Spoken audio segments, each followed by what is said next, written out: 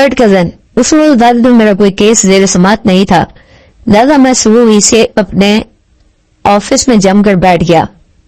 मेरे regular clients को दफ्तरी औकात की खबर है और वो मुझसे इन्हीं मखसूस औकात में मुलाकात के लिए आते हैं। जब कोई मैं दिन के पहले हिस्से में ऑफिस खोल कर बैठ जाऊं तो बड़ी बेरौनकी का समा रहता है। कोई भूला पटका या बिल्कुल नया क्लाइंट तो दफ्तर में झांकने आया होता है, मगर रोजमर्रा जैसी मसरूफियत नहीं होती। इस पेशेवराना फरागत का फायदा उठाते हुए मैं ऑफिस के पेंडिंग काम निपटा दिया करता था। दोपहर से कुछ देर पहले खुफिया और पुरकशिश औरत में दफ्तर में दाखिल हुई। उसके साथ एक दुबला पतला तराज कामत शख्स भी था। वो दोनों चेहरे से काफी परेशान नजर आते थे। मैंने पेशेवराना मुस्कुराहट के साथ उनका इस्तकबाल किया और बैठने के लिए कहा। वो कुर्सियां खींच कर मेज की दूसरी जानिब बैठ गए तो मैंने बारी बारी दोनों की तरफ देखते हुए इस्तफसार किया, जी फरमाएं, मैं आपकी क्या खिदमत कर सकता हूँ। रस्मी इलाक के दौरान मैं मुझे उन दोनों के नाम मालूम हो चुके थे। दराज का शख्स का काशिफ और उसके साथ आने वाली खातून का नाम कमल था। मेरे सवाल के जवाब में काशिफ ने बाकायदा गुफ्तगू का आगाज करते हुए कहा, वकील साहब, हम लोग एक मुसीबत में फंस गए हैं। मैंने रफ हैड को सामने रखते हुए कलम संभाल दिया और बड़ी तवज्जो से पूछा, किस किस्म की मुसीबत काशिफ साहब? मेरे बड़े भाई अकबर को पुलिस ने गिरफ्तार कर लिया। उसने बताया। ओह, मैंने गहरी सांस खारी थी और पूछा, पुलिस ने अकबर को किस इल्जाम में गिरफ्तार किया है? उन पर एक शख्स के कत्ल का इल्जाम है। ये शख्स कौन था? मैंने रफ पैड पर कलम चलाते हुए सवालात का आगाज कर दिया। और अकबर की गिरफ्तारी कब अमल में आई? ये 20 अक्टूबर की रात का वाकया है वकील साहब। काशिफ ने मेरे सवाल के जवाब में बताया, मकतूल का नाम है मकबूल शाह और ये मकबूल शाह भाई साहब का बहुत अच्छा दोस्त था। मैंने चौंक कर बारी बारी उन दोनों के चेहरों में जायजा दिया और खुद कलामी के अंदाज में कहा, कत्ल की वारदात 20 अक्टूबर को हुई और आज है 22 अक्टूबर। इसका मतलब पुलिस ने अब तक मुल्जिम का रिमांड हासिल कर लिया होगा। जी हाँ, काशिफ ने इस बात में गर्दन लाई। पुलिस ने कल यानी 31 अक्टूबर को भाई साहब को अदालत में पेश कर एक हफ्ते का रिमांड ले लिया है और वो इसे पुलिस की कस्टडी में है। आपके भाई अकबर को किस थाने में रखा गया? मैंने पूछा। उसने मुतल्लिका थाने का नाम बताया। आपके भाई साहब करते क्या है? मैंने मुल्जिम के पेशे के हवाले से सवाल किया। इस पर तो काशिफ वजह कमल ने जवाब दिया, रिजवान इराक की एक काली कंपनी में मुलाजिम और आजकल छुट्टी और पाकिस्तान आए हुए हैं। आप उनकी मैंने दास्ता जुमला अधूरा छोड़ा तो कमल जल्दी से बोली, मैं उनकी बीवी हूँ। काशिफ मेरे देवर है, हम सब लोग एक ही घर में रहते हैं ज्वाइंट फैमिली सिस्टम के तहत। ये तो बहुत अच्छी बात है। मैंने सताइशी नजर से उन्हें देखा। काशिफ ने कहा, वकील साहब, भाई साहब मैकेनिकल इंजीनियर हैं। वो पिछले 3 साल से इराक में है। हर साल एक माह की छुट्टी लेकर वो हम लोगों से मिलने आते हैं, मगर इस बार वो बोलते बोलते अचानक रुका तो मुझे समझने में कोई दिक्कत महसूस न हुई कि इस वक्त काशिफ के ज़हन में क्या था। जाहिर है वो यही कहना चाह रहा था कि अकबर इस साल जो छुट्टी पर आया तो मुसीबत में फंस गया। मैंने हसूल मालूमात के सिलसिले को आगे बढ़ाते हुए पूछा, जरा मकतूल के रोजगार के बारे में बता दें। मकबूल शाह का टायरों का बिजनेस है। काशिफ ने जवाब दिया। उधर प्लाजा के इलाके में उसका बहुत बड़ा शोरूम है। वो टायर्स का बहुत बड़ा इम्पोर्टर था, मगर पिछले कुछ अरसे से वो बिस्तर का उगर रह गया। मैंने जानना चाहा, क्या कोई हादसा वगैरह? जी हाँ, रोड एक्सीडेंट। कमल ने जवाब दिया। 10 माह पहले एक बदमस्त ट्रक उनकी गाड़ी को बुरी तरह रौंदते हुए गुजर गया। उनकी जान तो बच गई, मगर बदन का निचला हिस्सा मफलूज होकर रह गया था। वो या तो बिस्तर पर लेटे रहते या ज्यादा व्हील चेयर पर बैठकर घर के अंदर थोड़ी बहुत चलकदमी कर लिया करते थे। घर से बाहर निकलना बिल्कुल मौकूफ होकर रह गया था। व्हील चेयर पर बिठाने उतारने के लिए 2 अफराद मजीद जरूरत पेश आती थी। मैंने मुनासिब अल्फाज में अफसोस का इज़हार किया, फिर पूछा, कत्ल की वारदात कहाँ पेश आई थी? मकतूल के घर पर। काशिफ ने बताया, गार्डन ईस्ट के इलाके में। उसने मकतूल के घर की लोकेशन बताई। वो सोजा बाजार से मुतसिल गार्डन ईस्ट का इलाका था। मैंने ये तमाम तर मालूमात पैड पर नोट करने के बाद पूछा, काशिफ साहब, आपके भाई अकबर को कहाँ से गिरफ्तार किया गया था? हमारी रिहायशगाह से जनाब, शादमान टाउन से। कितने बजे? लगभग 11:30 बजे। कमल ने जवाब दिया। वो थोड़ी देर पहले ही बाहर से आए थे। बाहर कहाँ से? मैंने सवारी नजर से उसकी तरफ देखा। वो मकतूल मकबूल शाही खरीद लेने उनके घर गए थे। कमल ने बताया, जब से वो पाकिस्तान आए हैं हर दूसरे से तीसरे दिन उन्हें देखने चले जाते थे। उन्हें इस बात को सच तरह था कि उनका दूर से खतरनाक हादसे में बाज होकर रह गया था। वो जब भी वहां जाते वहां चाहता वक्त गुजार कर उनकी दिलजोई करते थे। मैं सोच भी नहीं सकती थी कि इस नेकी की अकबर को इतनी बड़ी सजा मिलेगी। आखिरी जुमला कमल ने बड़ी तलखी से अदा किया। मुझे समझने में देर न लगी। वो किसी खास जाविये पर मकतूल या उसकी फैमिली किसी फर्ज से जबरदस्त शाकी थी। मैंने उस हवाले से कमल से कोई सवाल नहीं किया और पूछा, अकबर की वक़्वा के रोज मकतूल के घर में मौजूदगी के दौरान जो वाक़यात पेश आए उनके बारे में कुछ बताएं। बेग साहब काशिफ ने पहली मरतबा मुझे मेरे नाम के आखिरी हिस्से से मुखातिब किया।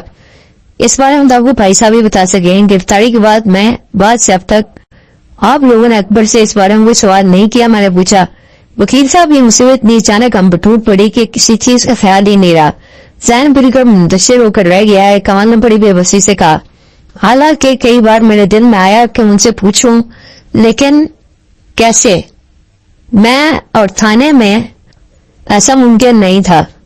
ठीक है, मैं तसल्ली अहमद लाजी में कहा, मैं आज ही थाने जाकर अकबर से तफसीली मुलाकात करूंगा, फिर सारी मालूमात मुझे मालूम हो जाएंगी।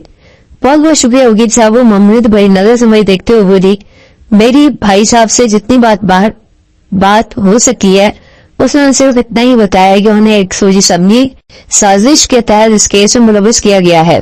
काशिफ में ठहरे हुए लाजिया बताया, ठीक है। मैंने कहा, मैं सब पता चला लूंगा कि इस रस्सी में वही दही कितना है, दूध कितना और पानी कितना है। आप लोग इत्मीनान से घर जाएं और कल सुबह में यहीं आकर मुझसे मिलें, फिर मैं आपसे तफसीली बात करूंगा। कंवल ने अपने हैंडबैग की जाने बात बुलाते हुए कहा, आप अपनी फीस के बारे में बता दें। फीस के बारे में मैं आपको कल ही बता दूंगा। मैंने ठहरे हुए लहजे में कहा, पहले ये फैसला हो जाए कि मैं आपके हस्बैंड का केस नहीं पी रहा हूं या नहीं। यही आप ये कहना चाह रहे हैं कि अभी ये केस आपने अपने हाथ में नहीं लिया? काशिफ ने उलझन ज़दा नजर से मुझे देखा। जी हाँ, मेरे कहने का यही मतलब है। मैंने दो टोक अंदाज में कहा, दरअसल ये मेरा असूल है कि जब तक मैं अपने मुवक्किल के हालात सुनकर अपना इत्मीनान न कर लूं उस वक्त तक किसी केस में हाथ नहीं डालता। लम्हाती तवक्कुफ करके मैंने एक गहरी सांस ली, फिर इजाफा करते हुए कहा, मकतूल के घर में जो कुछ पेश आया उसके बारे में आप लोग कुछ नहीं जानते। ये तमाम तर मालूमात मुझे अकबर से मुलाकात के बाद ही हासिल हो सकती हैं, इसलिए मैं इस मामले को कल ही फाइनल कर सकूंगा। ठीक है बेग साहब। काशिफ ने तारीफी नजर से मुझे देखा और कहा, आपने एक उसूली बात की है, मुझे आपका अंदाज पसंद आया, वरना यहाँ पर ऐसे वकला की भी कमी नहीं जो इस उसूल पर काम करते हैं कि आते जाओ और फंसते जाओ। जिस तरह एक हाथ की पांचों उंगलियां एक जैसी नहीं होती, वैसे ही किसी पे शेर ताल्लुक रखने वाले भी एक जैसे नहीं हो सकते। मैंने गहरी संजीदगी से कहा, मैंने अपनी पेशावराना जिंदगी के लिए जो उसूल बना रखे हैं उन्हीं को फॉलो करने की कोशिश करता हूँ।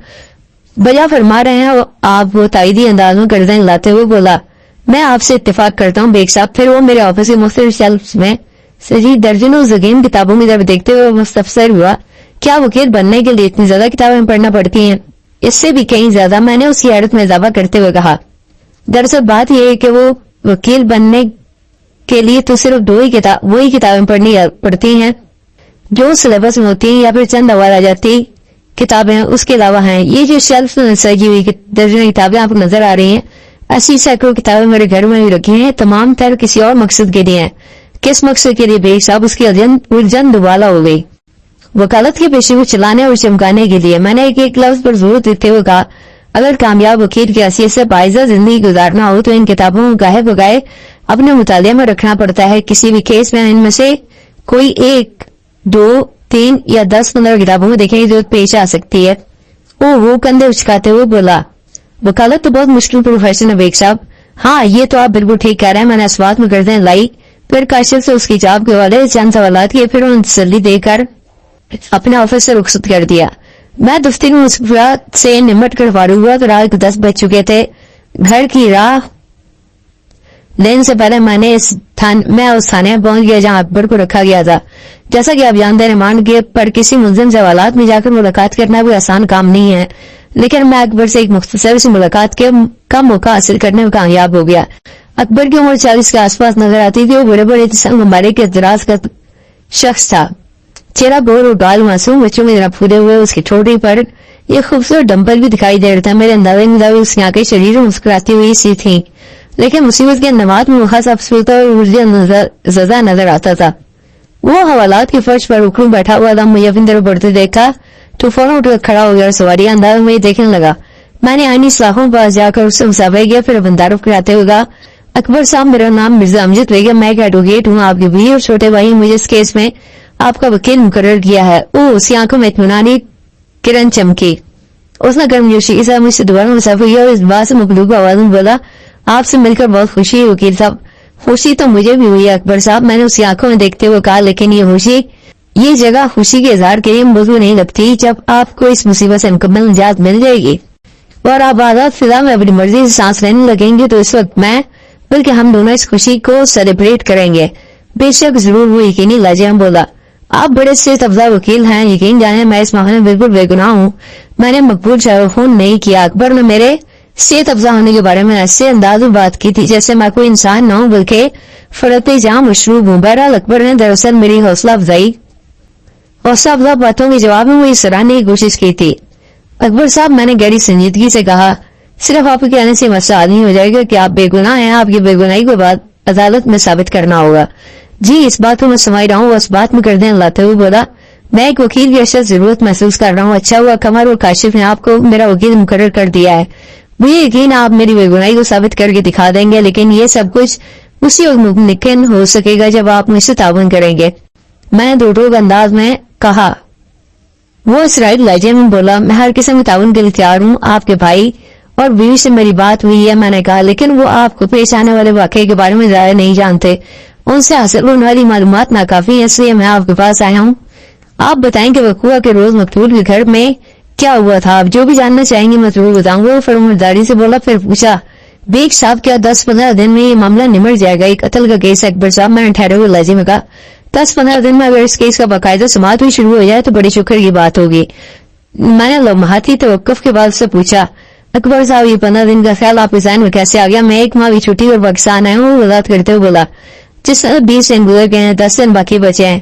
آپ کی بیوی نے مجھے ان چھٹیوں کے بارے میں بتایا تھا، میں نے اس بات میں گردن لائی، لیکن یہ تو کسی بھی صورت ممکن نہیں کہ 10 دن میں آپ کو اس مصیبت سے نجات مل جائے۔ ایک ہفتہ ریمانڈ ہی میں نکل جائے گا، اس کا مطلب مجھے اپنی چھٹی بڑھانا پڑے گی۔ وہ تشویش بھرے لہجے میں بولا۔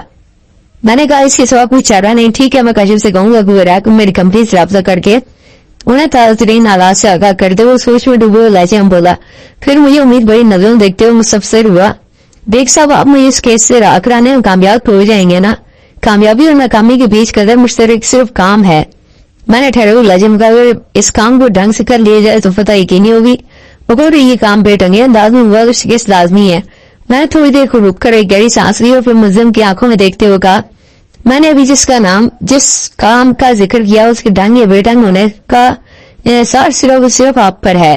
مجھ پر وہ چونک کر بولا، وہ کس طرح بیگ صاحب؟ آپ مجھے جو بھی معلومات فراہم کریں گے وہ جس قدر درست ہوں گی، میں اتنے اعتماد کے ساتھ آپ کا کیس لڑ سکوں گا۔ میں نے وضاحت کرتے ہوئے کہا، آپ مجھے حقائق سے آگاہ کر کے اپنے حق میں اچھا کریں گے، میں اب بھی چاہوں گا کہ میرے حق میں اچھا ہو۔ اس بات کو گردن لاتے ہوئے بولا، اس لیے آپ جو بھی پوچھیں گے میں اس کا سچا اور کھڑا جواب دوں گا۔ یہ بات تو طے ہے کہ آپ نے اپنے دوست مقبول صاحب کو قتل نہیں کیا۔ جملہ میں نے اس انداز میں ادا کیا کہ اسے بیک وقت بیانیہ اور سواریہ سمجھا جا سکتا تھا۔ جی ہاں، یہ بات 100% درست ہے۔ وہ میرے جملے کو سواریہ جان کر بولا، میں مقبول صاحب کا قاتل نہیں ہوں۔ پھر آپ کو یہ تو اندازہ ہوگا کہ مقبول صاحب کو کس نے قتل کیا؟ میں نے بدستور اس کی آنکھوں میں جھانکتے ہوئے پوچھا۔ بیگ صاحب اگر میں قاتل کو جانتا ہوتا تو پھر اس وقت پولیس کسٹڈی میں کیوں ہوتا؟ وہ عجیب سے لہجے میں بولا، میں پولیس والوں کو اس قاتل کا نام بتا کر اپنی جان چھڑا سکتا تھا۔ وقوع کے روز آپ مقتول کے گھر کتنے بجے پہنچے تھے؟ میں لگ بھگ شام 6 بجے اپنے گھر سے روانہ ہوا تھا۔ وہ وضاحت کرتے ہوئے بولا، شادمان ٹاؤن سے گارڈن نیز تک لگ بھگ آدھے گھنٹے کی ڈرائیو ہے۔ میرا خیال ہے میں 6:30 بجے مقبول صاحب کے گھر پہنچا تھا۔ جب آپ مقتول کے گھر پہنچے تو وہاں مقتول کے علاوہ اور کون کون تھا؟ میں نے سوالات کے سلسلے کو دراز کرتے ہوئے پوچھا۔ مقبول صاحب کی بیوی نازش تھی، اس کا گھریلو ملزم بلازم توفیق تھا، اس نے بتایا، اور نازش کا کزن فیصل ہی موجود تھا۔ جب آپ وہاں سے رخصت ہوئے کہ آئی تینوں افراد بنگلے میں موجود تھے؟ میں نے استفسار کیا۔ جی ہاں، وہ اس بات میں گردن لاتے ہوئے بولا، جب میں مقبول صاحب کو خدا حافظ کہہ کر اسے بیڈ روم سے نکلا تو نازش سے ڈرائنگ روم میں ملاقات ہوئی تھی۔ وہ اپنے کزن کے ساتھ بیٹھی باتیں کر رہی تھی۔ ہمارے درمیان الوداعی کلمات کا تبادلہ ہوا اور میں سین عبور کر کے گیٹ تک پہنچی اور گھریلو ملازم توفیق نے میرے لیے گیٹ کھولا اور میں اپنی گاڑی میں بیٹھ کر وہاں سے روانہ ہو گیا۔ جس وقت آپ نے مقبول صاحب خدا حافظ کہا، آپ کے خیال میں وہ زندہ تھا؟ میں نے سوال کیا۔ کیا مطلب؟ وہ اتنا زیادہ انداز میں مجھے دیکھا۔ اگر وہ زندہ نہیں تھا تو میں نے خدا حافظ کس کو کہا تھا؟ دراصل میں اطمینان کرنا چاہتا ہوں، جب آپ حکومت سے رخصت ہوئے تو مقبول صاحب باقائی میں ہوش و واس زندہ و سلامت تھا۔ میں نے کہا، لہٰذا اس کی موت میں آپ کا ہاتھ ہو ہی نہیں سکتا۔ میرے جواب نے آپ کو مطمئن کر دیا ہے نا؟ اس سواری نظر سے مجھے دیکھا۔ جی بالکل، میں نے تسلی آمیز انداز میں کہا۔ پھر پوچھا، آپ کتنے بجے جائے ہوا سے روانہ ہوئے تھے؟ اس وقت رات کے 9:30 بجے تھے، اس نے جواب دیا۔ اور گھر کتنے بجے پہنچے تھے؟ میرے خیال سے 11 بجے ہوں گے۔ واپسی میں آپ کا سفر اتنا سست کیوں رہا؟ میں نے پوچھا۔ आधे घंटे वाला फासला 1.5 घंटे में क्यों तय हुआ? मकबूल शाह के घर से निकलने के बाद मसीदा अपने घर नहीं आया था। वो बात करते हुए बोला, मैं थोड़ी देर के लिए पापा चला गया था, उधर ही मेरा एक दोस्त रहता है, ये एक बुक शॉप चलाता है। मैं कुछ वक्त उसके साथ गुजारने के बाद अपने घर की जानिब लौटा था और फिर घर पहुंचते ही मैंने पुलिस ने आपको बुरजाए कत्ल के इल्जाम में गिरफ्तार कर लिया। मैंने कहा, आपकी गिरफ्तारी कम बेश कितने बजे अमल में आई थी? मैंने घर पहुंचकर लिबास वगैरह तकसीम तब्दील किया ही था कि पुलिस आदमगी उससे बताया। जब वो मुझे अपने साथ लेकर जा रहे थे तो उस वक्त रात के 11:30 बजे थे। पुलिस को ऐसी मुस्तैदी खाली देखने को मिलती है। मैंने कहा, इसे यकीन करने को दिल नहीं मानता। बहरहाल मैंने जुमला नामुकम्मल छोड़कर गाड़ी से आंसनी पर इजाफा करते हुए पूछा, मकतूल से आपकी दोस्ती कितनी पुरानी थी? हमारी दोस्ती कम से कम 10 साल पुरानी थी। वो एक बुजुर्ग सांस खारिज करते हुए बोला, शाह साहब के मुझ पर बड़े एहसानात थे। जब मैं मुलाजमत के सिलसिले में इराक गया था तो उन्होंने मेरी अच्छी खासी माली मदद भी की थी। जब मुझे पता चला कि एक हादसे ने उन्हें पाई बना दिया है तो इस खबर में मुझे दिली सदमा हुआ था, इसलिए वो सांस संवार करने थमा। फिर अपनी बात को आगे बढ़ाते हुए बोला, इसीलिए इन छुट्टियों में मैंने ज्यादा वक्त उन्हें दिया। मैं हर दूसरे तीसरे दिन उनसे मिलने जाता था। उनके पास अच्छा खासा वक्त गुजारने के बाद घर वापस आता था। मैं पिछले 3 साल से इराक की गाड़ी कंपनी में मैकेनिकल इंजीनियरिंग से काम कर रहा हूँ और हर साल 1 माह की छुट्टी लेकर पाकिस्तान आता हूँ। पिछली मरतबा जब मैं पाकिस्तान आया तो शाह साहब गैर शादीशुदा थे और अभी आया हूँ तो क्या मतलब? मैंने उसकी बात पूरी से पहले ही सवाल कर डाला। वो गैर शादीशुदा थी, ये बात समझ में नहीं आई अकबर साहब। बात दरअसल ये कि काफी अर्सा पहले मकबूल शाह की बीवी आलिया का इंतकाल हो गया था। वो वजाहत करते हुए बोला, इन दोनों मैं पाकिस्तान में ही था। आलिया से शाह साहब की औलाद नहीं थी। आलिया के इंतकाल के बाद मैंने और चंद दूसरे खैर खां ने भी शाह साहब वही मशवरा दिया कि वो दूसरी शादी कर लें, लेकिन वो उस काम के लिए तैयार नहीं होते थे। फिर मैं इराक चला गया और मैंने समझ लिया कि शाह साहब कभी दूसरी शादी नहीं करेंगे। इसीलिए अब की बार जब मैं वापस आया और वो नई शादीशुदा देखा तो मुझे शदीद हैरत के साथ खुशी हुई। पिछले 20 दिन में हमारे दरमियान जितनी मुलाकातें हुई उनकी बीवी नाज़िश जेर बहस रही थी। उसने रुक कर जो मैंने अंदाजों में से देखा और बोला, वकुआ के रोज भी ये गुफ्तगू चल रही थी। शाह साहब एकदम जज्बाती हुए, ज्यादा मैंने मौके बदल दिया था। इस रात वो खासे बुझे हुए नजर आ रहे थे। मुझे क्या पता था कि हमारी आखिरी मुलाकात होगी, वरना मैं उनसे ऐसे मौके पर बात ही न करता। ऐसी क्या बात हो गई थी अकबर साहब? मैंने कुरेदने वाले अंदाज में सवाल किया। नाज़िश के हवाले से आपने मकतूल से क्या कह दिया था कि वो जज्बाती हो गया था? मैंने मेरे सवाल के जवाब में फौरी तौर पर कुछ नहीं बोला। मुझे महसूस हुआ जैसे जहन कोई ऐसी बात हो इसे बताना मुनासिब न समझता हो। मैंने उसे जब्जब में देखा तो कहा, अकबर साहब आपकी इस पुरस्कार खामोशी का मैं क्या मतलब लूं? बस जनाब वो एक बोझल सांस खारिज करते हुए बोला, ये खासा उलझा हुआ मामला है। ये मामला आपके लिए उलझा हुआ हो सकता है अकबर साहब। मैंने तेज लहजे में कहा, लेकिन मैं आपका वकील हूँ। आपकी हर उलझन को सुलझन में बदलना मेरी जिम्मेदारी है। जो भी है वे तफसील से बता दें और ये बात जहन में रखें कि दाई से पेट और वकील से हकायक छुपाकर आप फायदा हासिल नहीं कर सकते। मेरी बात की समझ में आ गई। चंद लम्हात के मुतज़ब्ज़ब खामोशी के बाद उसने असबात में गर्दन लाई और ठहर ठहर कर मुझे एक चौंका देने वाली सनसनीखेज दास्तान सुनाने लगा। मैं फिलहाल वो पॉइंट्स आपके सामने जाहिर नहीं कर रहा। अदालती कार्रवाई के दौरान मैं जब यके बाद दिगरे ये आप पर खुलेंगे तो आपकी दिलचस्पी और सनसनीखेजी में कई गुना इजाफा हो जाएगा। इस मुलाकात के इख्तिताम पर मैं अकबर की तरफ से मुतमईन हो गया था। ज्यादा मैंने उससे वकालतनामे, दरखास्त, जमानत और दीगर महलू कागजात पर दस्तखत करवा लिए थे। जब मैं तसल्ली इजाजत देकर हवालात से रुखसत होने लगा तो मैं गहरी संजीदगी से बोला, बेग साहब एक मशवरा दें। मैंने सवाल दिया, नजर से उसकी तरफ देखा और कहा, जी पूछे। पुलिस वाले टके चुके अल्फाजों में मुझे समझाने की कोशिश कर रहे थे। उससे बताया। जब मैं अनजान बन गया तो उन्होंने खुलकर बात की। मैं समझ गया वो क्या कहना चाह रहा था कि उन्होंने आपसे रकम वगैरह का मुतालबा किया है। जी बिल्कुल यही बात है। उसने इस बात में गर्दन लाई, कह रहे थे अगर मैं उनसे उनके लिए 1 लाख रुपए का बंदोबस्त कर दूं तो मेरे खिलाफ केसों को नरम दफा लगाएंगे और मेरा वकील आसानी से अदालत से मुझे छुड़ा लेगा। फिर आपने क्या कहा? मैंने अकबर से पूछा। मैं समझ गया था कि वो मुझे बेवकूफ बनाकर रकम ऐंठना चाहते हैं।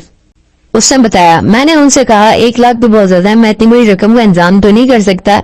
मैं कहा जान है तो जान है, राग में कमाई हुई रकम को बचा कर मैं अपने साथ ज्यादती कर रहा हूँ। अगर मैं ही फांसी चढ़ गया तो इधर ही रखी रह जाएगी।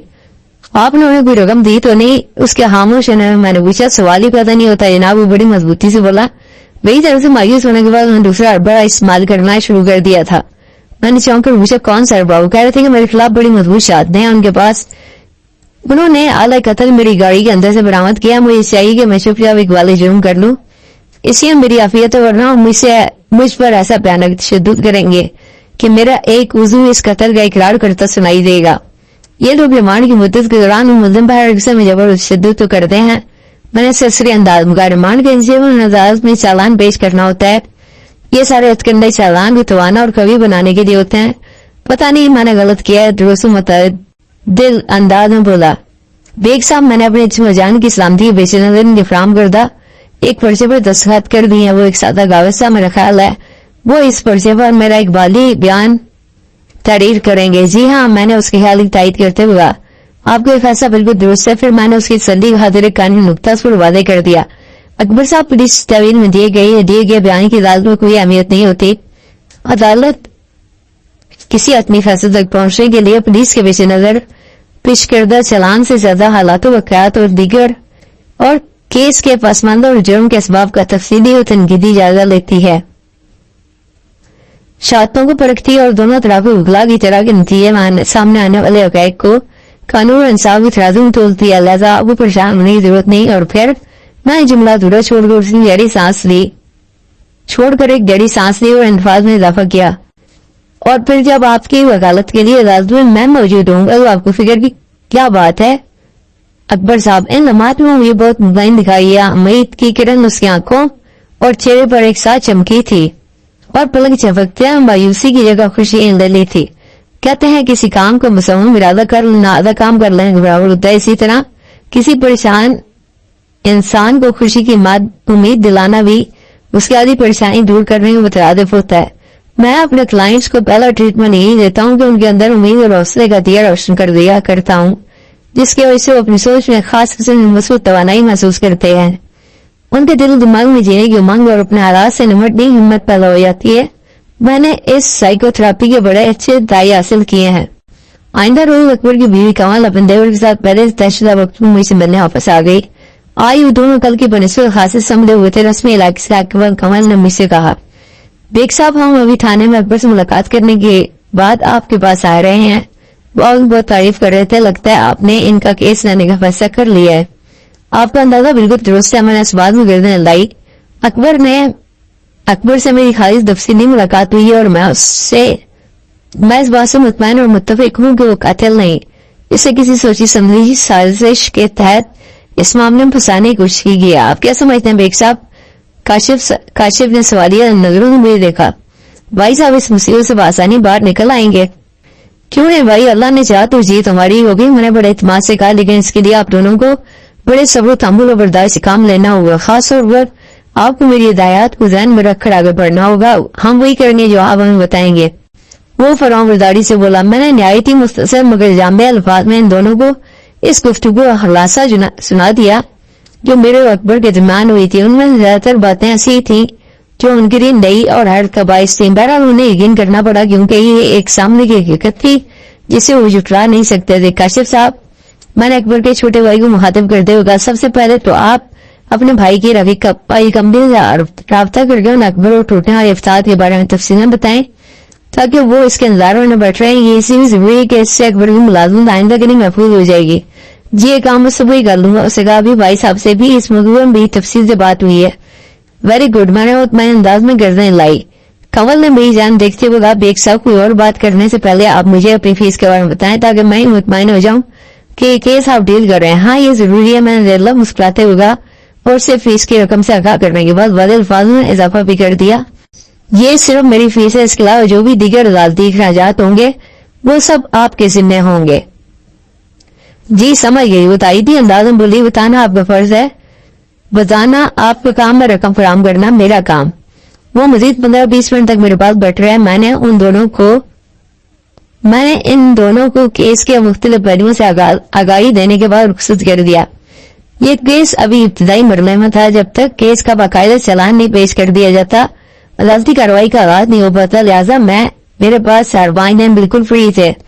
मुझे जिस नौयत की जो भी मालूमात दरकार थी उनके असूल के लिए मैंने काशिफ की ड्यूटी लगा दी थी। रिमांड की मुद्दत पूरी होने के बाद पुलिस ने इस केस का चालान अदालत में पेश कर दिया। इस मौके पर मैंने अपना वकालतनामा मुद्दे की दरखास्त दायर कर दी। اور زمان کے حق میں دلائل کا آغاز کیا تو اس طرح وکیل استغاثہ نے میرے موکل کی ضمانت کو کھوانے کے لیے زور لگانے لگا. میں پہلے بھی کئی مرتبہ اس امر کا وضاحت اس امر کی وضاحت کر چکا ہوں کہ قتل کیس ملزم کی زمان ناممکنات کی حد تک مشکل ہوتی ہے. تاہم کوشش کرنا بھی لازمی. مختلف الفاظ میں یوں سمجھنے کی جائے ضمانت درخواست کو رد کرتے ہوئے ملزم کو جوڈیشل ریمانڈ پر جیل بھیج دیا. اس کے ساتھ آئندہ پیشی کے لیے 15 روز بعد کی تاریخ دے کر عدالت برخاست کر دی. عدالت کی ابتدائی چند پیشیاں تکنیکی نوعیت کی عامل ہوتی ہیں جن میں کوئی خاص کارروائی دیکھنے میں نہیں آتی. چند ضابطوں کے تقاضے میرے پورے کرنا ضروری ہوتے ہیں اور یہ تمام تر مرائل انتہائی سست رفتاری سے آگے بڑھتے ہیں. مقدمے کی باقاعدہ سماعت شروع ہونے میں لگ بھگ 3 ماہ لگ گئے. اس دوران میں نے کیس فائل کا بڑی باریکی سے مطالعہ کر لی تھا اور میں اس تمام پہلوؤں سے کلی طور پر مطمئن تھا. یہاں پر میں پوسٹ مارٹم رپورٹ کا خاص طور پر ذکر کرنا چاہوں گا. مذکورہ رپورٹ کے مطابق مقتول مقبول شاہ کی موت 20 اکتوبر کی رات 9 اور 10 بجے کے درمیان واقع ہوئی تھی. میڈیکل ایگزامنر نے تحقیق کی کہ مقتول کے بدن پر 32 بور کی 3 گولیوں کے نشانات کا سراغ ملا تھا. ایک گولی پیشانی اور 2 سینے پر دل کے مقام پر ماری گئی تھی. گولیوں کے باعث مقتول کے حصہ میں جو چھید بنے تھے ان سے یہی ظاہر ہوتا تھا کہ فائرنگ بہت قریب سے کی گئی تھی. یہی تینوں گولیاں اس کی موت کا سبب بنی تھی. اعلی قتل کے لیبارٹری ٹیسٹ سے ثابت ہو گیا تھا کہ پولیس سے ملزم اکبر کی گاڑی سے جو پستول برآمد کیا تھا یہ گولیاں اسے چلائی گئی تھی. تاہم ایک نہایت اہم انکشاف بھی ثبوت ایسا تھا اور وہ یہ کہ تینوں گولیاں سائلنسر لگے پستول سے فائر کی گئی تھی. پستول کی باڈی اور ٹریگر پر ملزم کے فنگر پرنٹ موجود تھے. پولیس نے فنگر پرنٹ میچنگ کے بعد میرے موکل کو اس کیس میں ملزم نامزد کر دیا تھا. اس کے علاوہ بعض واقعاتی شہادتوں کی مدد سے اتنا مضبوط چلان تیار کیا تھا کہ بظاہر وہ میرے موکل کا بچ نکلنا ناممکن نظر آتا تھا. لیکن میں بخوبی سمجھتا تھا کہ مجھے کس موقع پر کیا اور کس طرح کرنا ہے. جس طرح چاہے فیلڈ کتنی بھی سخت کیوں نہ کھڑی ہو ایک ماہر بلے باز شاندار اسٹروک کھیلنے کے لیے گیپ تلاش کر ہی لیتا ہے. جج کرسی انصاف براجمان ہو چکا تو عدالت کی باقاعدہ کارروائی کا آغاز ہوا. جج نے فرد جرم پڑھ کر سنائی. ملزم نے سد جرم سے انکار کر دیا. اس کے بعد گواہوں کا سلسلہ شروع ہوا. استغاثہ کی جانب سے 8 گواہوں کی فہرست عدالت میں دائر کی گئی تھی. لیکن میں یہاں پر آپ کا قیمتی وقت کا خیال کرتے ہوئے صرف ان گواہوں کا ذکر کروں گا جن کا بیان اور ان پر ہونے والی جگہ کسی زاویے سے اہمیت کی حامل ہوگی. ملزم کے سد جرم سے انکار کے بعد اس کا تفصیلی حلفی بیان ریکارڈ کیا گیا تھا. ملزم نے نہایت ہی نبت الفاظ میں وہ تمام نکات عدالت کی ریکارڈ میں محفوظ کروا دیے تھے. دین کی ہدایت میں نے اسے کی تھی اور ان میں سے کوئی بھی نقطہ ایسا نہیں تھا جو حقائق کے منافی یا ان سے متصادم ہو. بس بات یہ تھی کہ ان تمام حالات و واقعات کو ڈھنگ اور سلیقے سے پیش کیا گیا تھا. وکیل استغاثہ خاصا جوش میں دکھائی دیتا تھا. لگتا تھا وہ پہلی پیشی میں ملزم کو مجرم ثابت کر کے لمبی سزا دلوانے کے ارادہ باندھ کر عدالت پہنچا ہو. ویسے یہ بات ماننے کی تھی. میرے موکل کے خلاف پیش کیے جانے والا چلان خاصا جاندار تھا.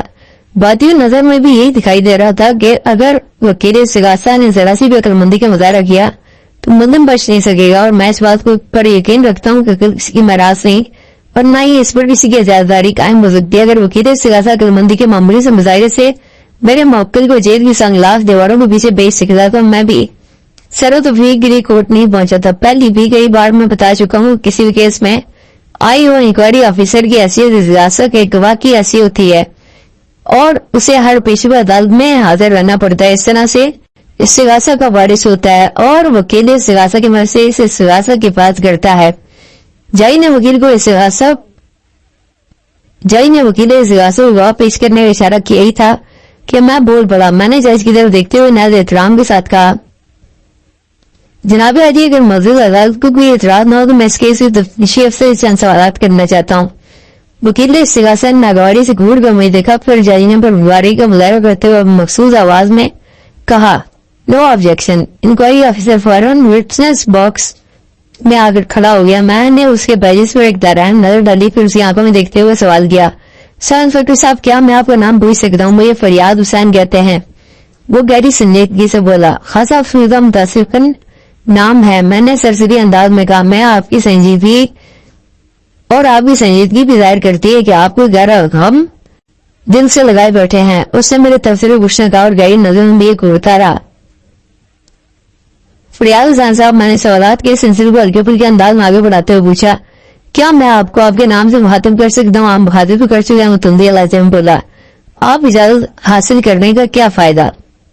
ठीक है जनाब, इजाजत हासिल किए बगैर ही आपको फरियाद हुसैन कह लेते हैं। मैंने जेर लब मुस्कुराते हुए कहा, फरियाद हुसैन साहब, मैं ये जानना चाहता हूँ कि इस हादसे की इत्तला आपको किसने दी? मकतूल की बीवी नाजिश ने उसने फुर्स लाजिम जवाब दिया, मोहतरमा नाजिश साहिबा खुद ही इत्तला देने थाने आई थी। मैंने दानिस्ता जुमला दूरा छोड़कर जल्दी से बोला, नहीं, उन्होंने थाने फोन करके इत्तला दी थी। हल्की फुल्की चिड़जा से इजरा का आगाज करना भी मेरा एक आजमुदाकार हथियार है। इससे सामने वाले का ध्यान असल मामले की तरफ से हट जाता है और वो खासा पर्सन हो जाता है, जिसकी वजह से मुझे मौका मिल जाता है कि मैं उससे उलझन और जज्बाती कश्मकश तला करके काम की बात उसके मुंह से निकलवा लूं। जो लोग जो आम हालात में शायद किसी भी तौर पर बताने को तैयार ना हो। मेरे शरीर शायद जब वकील इस्तिगासा को बहुत खून निकलता था, वो अक्सर बेशतर ऑब्जेक्शन और ऑनर का नारा भी बुलंद कर दिया करता था। इस केस का तफ्तीशी अफसर जो होते के एतबार से एक सब इंस्पेक्टर था, उससे मुझे कुछ ज्यादा ही तफरीह हुई रही थी और उसकी वजह उसका डेल रोल इल्जाम थी। मैं उसके वली और वाला कता की तफसील में नहीं जाऊंगा। आप अपनी आसानी के लिए समझें कि वो मारूफ कॉमेडियन खालिस्तीन मोटा से बहुत मुशाबत और मुमासिल रखता था। मैंने जिला के सिलसिले को आगे बढ़ाते हुए पूछा, फरियाद हुसैन साहब, नाजिश साहिबा ने आपको इस अफसोस साहिबा की इत्तला कितने बजे दी थी? उसने एक लम्हा सोचा, फिर जवाब दिया, हमारे रोजनामचे के मुताबिक इत्तला रात 9:45 बजे दी गई थी, यानी 20 अक्टूबर की रात 9:45 बजे। उसने इस बात में गर्दन ला दी। इत्तला को निंदा मोहतरमा नाजिश ने कही, लेकिन अल्फाज ने आपको इस वाकये के बारे में बताया था? मैंने पूछा। उसने कहा था, वो बड़े इत्मीनान से बोला, जल्दी पहुंचे, अकबर ने मेरे शौहर को कत्ल कर दिया है। यानी उसने बाकायदा अकबर का नाम दिया था। मैंने तस्दीकी नजर से आयु की तरफ देखा। जी हाँ, मकतूल वास्ते उसने जवाब दिया। जब उससे पूछा गया कि अकबर कौन है, तो उसने बताया कि बंदा मकतूल को पुराना जानने वाला है। ओ आई सी, मैंने मुतसफ़ाना अंदाज में और सगेरा और कहा, तो फिर आप कतई एक वारदात की इत्तला पाकर फौरन जाए और पहुंच गए थे? जी हाँ, ये तो हमारा फर्ज है, उसी ना बुलाते हुए बोला। आप कितने बजे मकतूल के घर पहुंचे थे? ठीक 10 बजे, यानी वारदात की इत्तला के ठीक 15 मिनट बाद। मैंने हैरत इजहार करते हुए, इतनी ज्यादा फुर्ती और मुस्तैदी, और वो भी आपकी तरफ से? बात खत्म करके मैंने उसके सागर गहरी नजर डाली। उसे मेरी ये नजर कतन पसंद आई और हाजिर बरमी से बोला, मतलब क्या है आपका? मैंने बात बदलते हुए जवाब दिया, मतलब ये कि पुलिस की जानिब से अमूमन ऐसी मुस्तैदी देखने को नहीं मिलती, इसलिए यकीन नहीं आ रहा। वो अच्छी तरह समझ गया था कि मैंने मुस्तैदी और फुर्ती वाले अल्फाज उसके लिए उसके बेहंगम जुस्से पर तंज करने के लिए इस्तेमाल किए थे और उसकी बरहमी का सबब भी यही था। बहरहाल मैं उसे गुस्सा दिलाकर अपने मकसद 100% कामयाब रहा था। वो झंझलाहट में मुलारा करते हुए बोला, वकील साहब, पुलिस की कारकर्दगी के हवाले से अक्सर लोगों को गलतफहमी और किस्म की गलतफहमी आप जैसे लोगों की फैलाई होती हैं। आपको पुलिस के अंदर खराबियां नजर आती हैं, और ये जो आपने 15 मिनट की बात की है ना, नमाजी तवक्कुफ करके उससे गहरी सांस ली और फिर अपनी बात मुकम्मल करते हुए बोला, शायद आपको पता नहीं कि थाना जाए हुकुम से मैं 10 मिनट की दूरी पर है, हमारा वहां 15 मिनट पहुंच जाना कोई अचंभे की बात नहीं। मैंने इस बात से पढ़ना जरूरी न समझा कि मुझे क्या पता और क्या नहीं पता। मैंने जिला के सिलसिले को आगे पढ़ाने में समझा और इंक्वायरी ऑफिसर फरियाद हुसैन तक पूछा, जब आप जाए और पहुंचे तो वहां कितने अपराध मौजूद थे मकतूल की लाश के अलावा? लाश के जिक्र पर उसने घूर कर मुझे देखा और ताम किसी जारहाना रद्द-ए-अमल के बजाय उसने मेरे सवाल का जवाब सीधा और मुख्तसर जवाब दिया। 2 कौन कौन मकतूल हुई? नाजिश और उनका घरेलू मुलाजिम तौफीक। आपने जाए वकूआ पर क्या देखा था? मकतूल मकबूल शाह अपने बेड में मुर्दा पड़ा था। वो वजाहत करते हुए बोला, वो बिस्तर पर नींद दराज था और उसकी गर्दन एक तरफ वो टुनकी हुई थी। उसके बदन 3 गोलियां उतारी गई थी, एक खोपड़ी में और 2 सीने में। उसका लिबास बिस्तर और 1 मिनट आयु साहब, मैंने उसी बात मुकम्मल होने से पहले ही कह दिया, क्या आपकी आंखों में एक्सरे मशीनें फिट हैं? मेरा मतलब है आपका वो जारहाना अंदाज मुझसे मुतसफ क्या मतलब है आपका वो जारहाना अंदाज मुझसे मुस्तफसिर हुआ? मतलब ये कि मैंने सुलगाने वाले अंदाज का मकतूल के खून में लथपथ लाश को देखते ही ये जान गए थे कि उसे 3 गोलियां मारकर मौत के घाट उतारा गया था। इलावा जी आपको यही पता चल गया था उनमें से 1 गोली मकतूल की खोपड़ी और बाकी 2 सीने पर फायर की गई थी। इस ये थी जानकारी कि उसे मुमकिन है वह मकतूल के जिस्म के अंदर जागने की सलाहियत रखते हों। इस हवाले से मैंने आपकी आंखों में एक्सरे मशीन की फिटिंग की बात की है। आप खामखा बात को घुमाकर फिराकर लंबा करने की कोशिश कर रहे हैं वकील साहब। वो तंजिया लजे बोला, जय मकतूल की लाश की हालत देखकर यही अंदाजा कायम किया गया था कि उसे शदीद फायरिंग करके मौत की नींद सुलाया गया है। 3 गोलियों वाली वजाहत तो मैंने पोस्टमार्टम रिपोर्ट की रोशनी में की है। ओह, तो ऐसा है। मैंने साथी से और भी पूछा, आपने जाए मुस्लिम को फिंगर प्रिंट हासिल करने की कोशिश की थी या मकतूल की बेवा के दावे को सच मानकर मुस्लिम की गिरफ्तारी के लिए रवाना हुए थे? पुलिस इतने कच्चे अंदाज में तफ्तीश नहीं करती जैसा आप समझ रहे हैं। ये वो तमस्खुराना लजेम बोला। मुस्लिम के फिंगर प्रिंट जाए हुए और मुख्तलिफ मुकामात से हासिल किए गए थे। इस सिलसिले में खास तौर पर मैं उस कुर्सी की जिक्र करूंगा जो मकतूल के बेड के नजदीक बिछी थी। मज़कूरा कुर्सी के हथों और पुशगाह पर मुस्लिम की उंगलियों के बड़े वादे निशानात पाए गए थे। नाज़िश ने बताया था कि मकतूल की मौत से थोड़ी देर पहले मुस्लिम इसी कुर्सी पर बैठा मकतूल के साथ बातें कर रहा था। मकतूल की बेवा ने आपको और क्या बताया था? मैंने सवाल किया। नाज़िश साहिबा के मुताबिक वो वजाहत करते हुए बोला, मुस्लिम और उसके शौहर में पुरानी शनासाई थी, लेकिन उसने महसूस किया था कि मुस्लिम किसी वजह से उसके शौहर को ब्लैकमेल कर रहा है। असल मामला नाज़िश के इल्म में नहीं था। उसने मकतूल से कई बार पूछा था, लेकिन हर मरतबा ये कहकर टाल गया कि इस सिलसिले में वो इससे बाद में बात करेगा। नाज़िश इतना जान गई थी कि उसके शौहर मुस्लिम को पसंद नहीं करता, ताम वो इससे मुलाकात से इनकार भी नहीं करता था। इसी वजह से नाज़िश को ब्लैकमेलिंग का शक हुआ था। मकतूल ना चाहते हुए मुस्लिम से मिलने के लिए मजबूर हो जाता था। वो दौरान गुफ्तगू उसकी उनके बीच गैरों गर्मी और तल्ख कलामी भी होती थी। नाज़िश ने कई बार मकतूल से पूछा भी था कि क्या मुसीबत आपने अपने ऊपर मुसल्लत कर रखी है। हर बार मकतूल ये जवाब देता था, बस चंद दिन की बात है, ये वापस इराक चला जाएगा और सब ठीक हो जाएगा। लेकिन सब ठीक ना हो सका। मक्का के रोज मुल्जिम ने अपनी पिस्तौल से 3 गोलियां मकतूल के जिस्म में उतारी और वहां से रुखसत हो गया। आइए उन्हें अपना बयान मुकम्मल किया जो दर हकीकत मकतूल हुआ नाज़िश का मौकफ था। वो खामोश हुआ तो मैंने ठहरे हुए लहजे में पूछा और फिर नाज़िश की हिदायतनुमा निशानदेही पर आपने मुस्लिमों से घर से गिरफ्तार कर लिया। मैं गलत तो नहीं कह रहा हूँ आगे साहब? नहीं ना, आप बिल्कुल दुरुस्त फरमा रहे हैं। वो ताइदी अंदाज करने लाते वो बोला।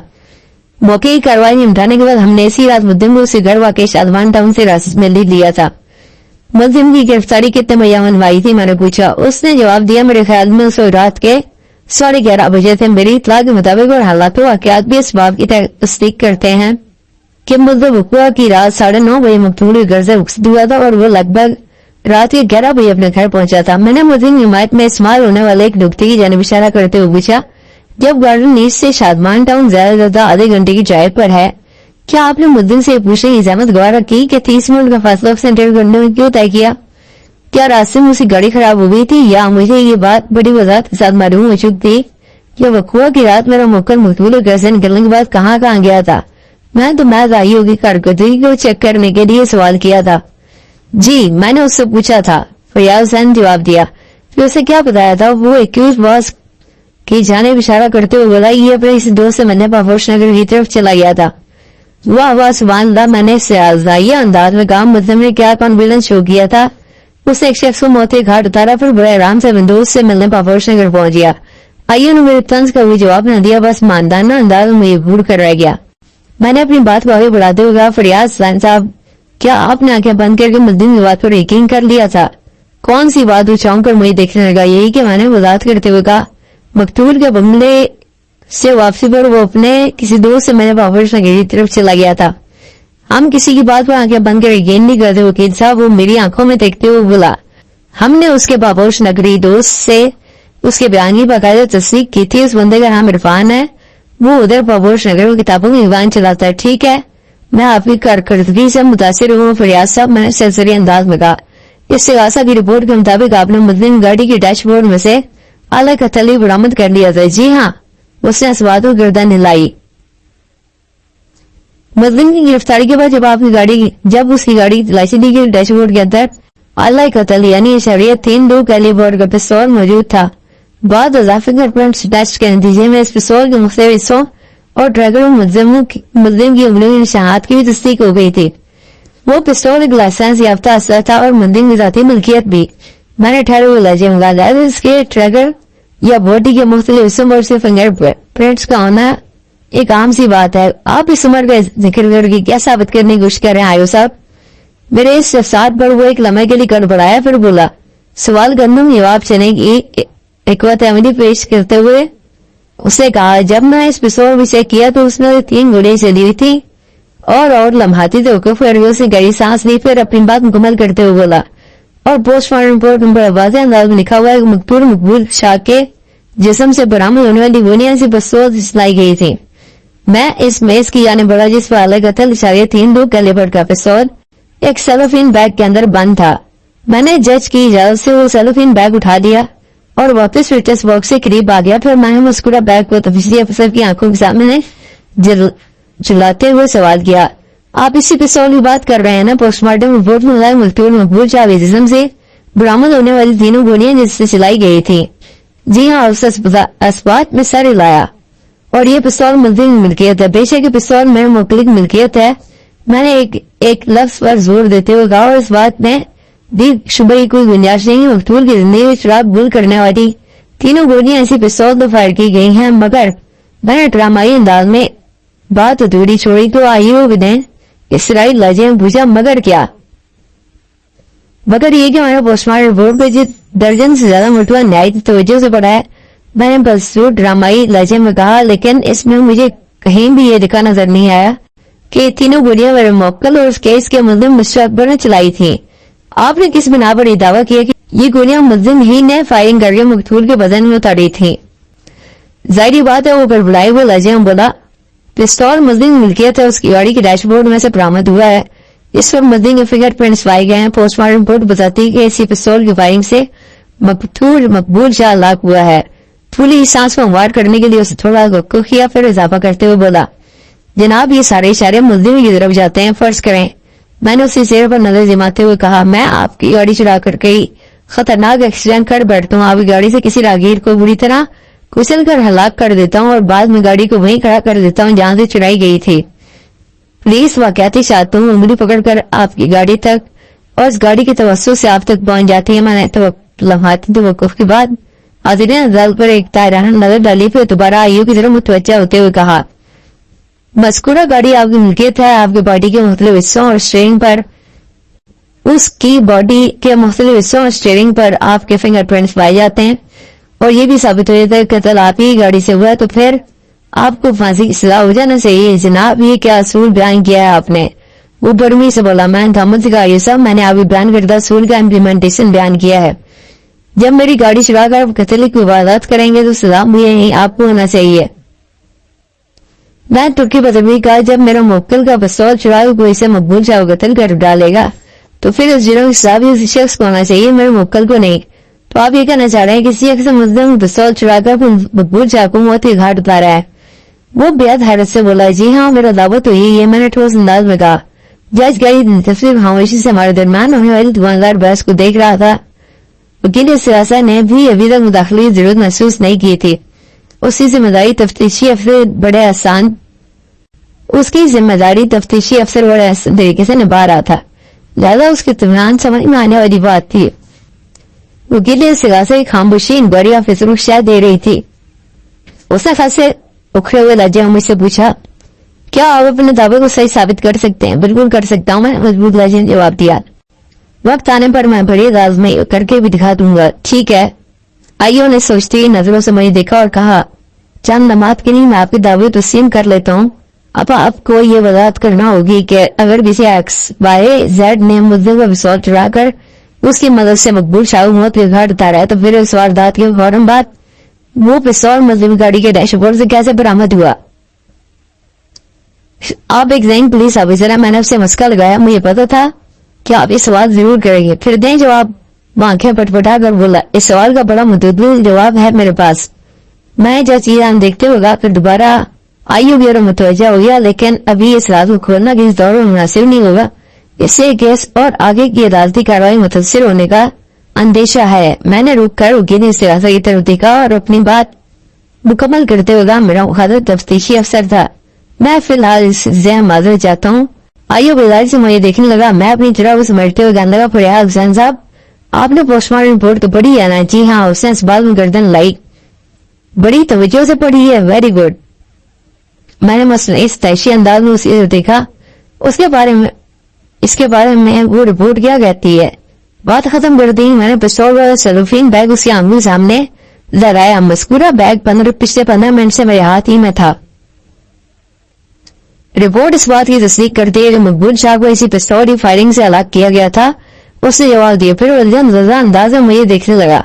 मैं उसके उलझन को समझ सकता था और मेरे सवाल की तह तक पहुंचने की कोशिश में गहरे सोचो विचार में होता जन नजर आता था। हाँ, रिपोर्ट से समझ की गहन तस्दीक होती है और ये हकीकत भी है। मैंने उसे घिसने का अमल जारी रखते हुए कहा, लेकिन इस तस्दीक के साथ ही एक अहम मामला भी जुड़ा हुआ है। कौन सा मामला हुआ? हैरान नजर हमारी देखने लगा।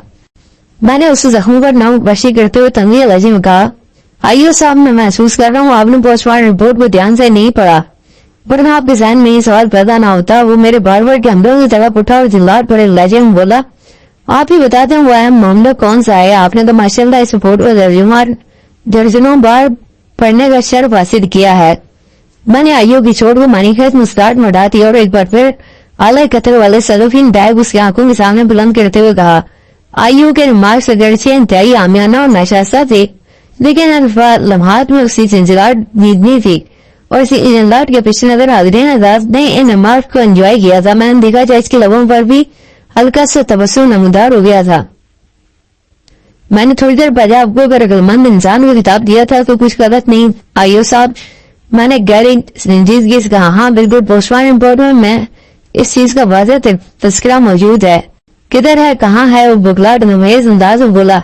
मैंने अपनी फाइल में से मज़कूर रिपोर्ट निकाल कर पढ़ना शुरू की और मुकाम पर पहुंचकर मैंने आइयो की तरफ देखते हुए कहा, फरियाद हुसैन यहाँ लिखा है, मकबूल हुसैन शाह को सालन से लगे पिस्तौल से फायरिंग करके मौत के घाट उतारा गया था। तो आइयो हैरत से मुंह खोल कर मुझे तकने लगा।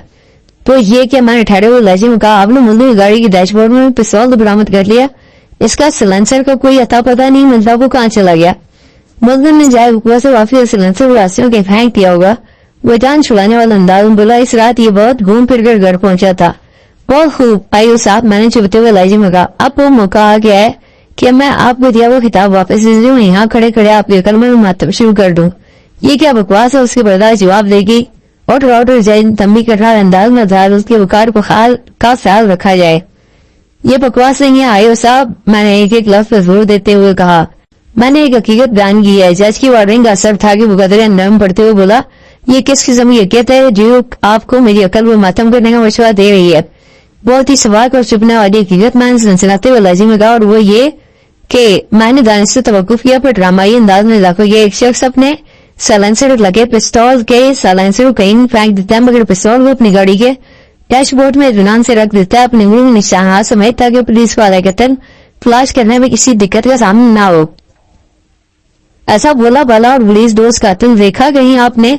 अगर वो मेरी इदारी जवाब में जुज़ होते हुए बोला, अगर मुझे गलती ना करे तो फिर पकड़ा कैसे जाए? आपने सुना नहीं, ज़हीन से ज़हीन मुझे भी कहीं गलती जरूर कर जाता है। हाँ सुना है, मैंने तीखे अंदाज में कहा। और बात ज़हीन मुझे मेरे मुवक्किल से ज्यादा सीधे और मासूम होते हैं। जुर्म इर्तिकाब के फौरन बाद मुतल्लिका थाने पहुंचकर अपनी गिरफ्तारी पेश कर देते हैं। अल्लाह अल्लाह खैर सलाह, मैंने रुइसुवन जज की जानिब मोड़ते हुए कहा, दैट्स ऑल योर ऑनर। और सजा इजाजत का मुकर्ररा वक्त खत्म हो गया। आइयो से जिरम में खासी लंबी छेड़छाड़ हो गई थी। राम मैं समझता हूँ छेड़छाड़ आगे चलकर मेरे मौके की बेगुनाही के सिलसिले में इंतहाई मुफीद साबित होने वाली थी। मैंने आइयो से सवाल जवाब के दौरान में अदालत के सामने मुतअद्दिद ऐसे निकाल उजागर किए थे जो इससे वैसा ही खामी निशानदेही करते थे। अब मुझे नहीं हदूद पर तवाज़ुमाई करते हुए मुकर्रर को बाइज़्ज़त रहाई की राह हमवार करना थी, और मुझे कभी उम्मीद थी कि मैं अपने इस मकसद में पूरी तरह कामयाब रहूंगा। जज ने आइंदा पेशी राय देकर अदालत बर्खास्त कर दी। अगली पेशी से पहले कमल और काशिफ दो मर्दों से मिलने मेरे दफ्तर आए थे। वो मेरी कारकर्दगी से बहुत मुतमईन और खुश थे। कमल ने कहा, बेग साहब आपने तो कमाल कर दिया, पहले ही ओवर में 3 विकेट लेनी है तो इब्तिदा है, आगे आगे देखिए होता है क्या। मैंने लाते हुआ फिर पूछा, आपने मिसाल दी है, उसे तो यही लगता है कि आपको क्रिकेट से बहुत दिलचस्पी ऐसी है जनाब। वो फरते इस बात से मगलूब आवाज में बोली, मैं तमाम इंटरनेशनल मैचेस बहुत शौक से देखती हूँ। मैं तो बस नहीं चलता कि पाकिस्तान की एक वुमेन क्रिकेट टीम बना डालूं। इस जमाने के वाकया उन दिनों पाकिस्तान की वुमेन क्रिकेट का दूर दूर तक कोई आसार नहीं थे। आजकल की तो बात ही दूसरी है। कोई बात नहीं कमल साहिबा, मैंने उसके शौक को ज़ौक को देखते हुए कहा, आप दिन छोटा न करना, अपने जज्बे को जवान रखें। वो दिन दूर नहीं जब इस मुल्क में औरतों की भी एक क्रिकेट टीम बन जाएगी। काशिफ ने बताया, मैंने भाई साहब की कंपनी वालों को यहाँ भी संगीन सूरत हाल से आगाह कर दिया है। उन्होंने इस मामले पर क्या कहा? मैंने सवालिया नजर हुई उसने देखा। वो इस मुसीबत का सुनकर ताबुन के लिए तैयार हैं। काशिफ मुताबिक कहना, भाई साहब जब भी वापस आए रात आएंगे, उनकी नौकरी पक्की है। یہ تو خوشی حوصلہ افزا بات ہے. میں نے اطمینان کی سانس خالی کرتے ہوئے کہا مسٹر کاشف میں نے آپ کے ذمہ کام لگائے تھے ان میں سے اکا دکا باقی ہے. آئندہ پیشے سے زیادہ وہ کام ہو جانا چاہیے. آپ بالکل فکر نہ کریں بیگ صاحب. وہ پر اعتماد لہجے میں بولا میں نے جن کاموں کی ذمہ داری اٹھائی ہے انہیں ضرور مکمل کروں گا. آئندہ پیشی میں 10 دن باقی اور میں انشاءاللہ 2-4 روز میں آپ مطلوبہ معلومات فراہم کر دوں گا. بس تو پھر ٹھیک ہے. میں نے مطمئن انداز میں گردن لا دی. وہ مزید 15-20 منٹ میرے بیٹھ کر اس کیسی مختلف پہلوؤں میں گفتگو کرتے رہے. پھر میرا شکریہ ادا کر کے رخصت ہو گئے. آئندہ پیچھے مختوری غیر ملازم کے گھریلو ملازم توفیق کو اس سیاست کے گواہ کی حیثیت سے عدالت میں پیش کیا ہے. توفیق کی عمر 50 سے مجاوز تھی. وہ متناسب بدن کا مالک ایک پستہ کامت شخص تھا جس کے بالوں میں سفیدی بڑے تمدراک سے اپنی موجودگی کا احساس دلا رہی تھی. توفیق نے سچ بولنے کا الف اٹھانے کے بعد اپنا بیان ریکارڈ کرا دیا.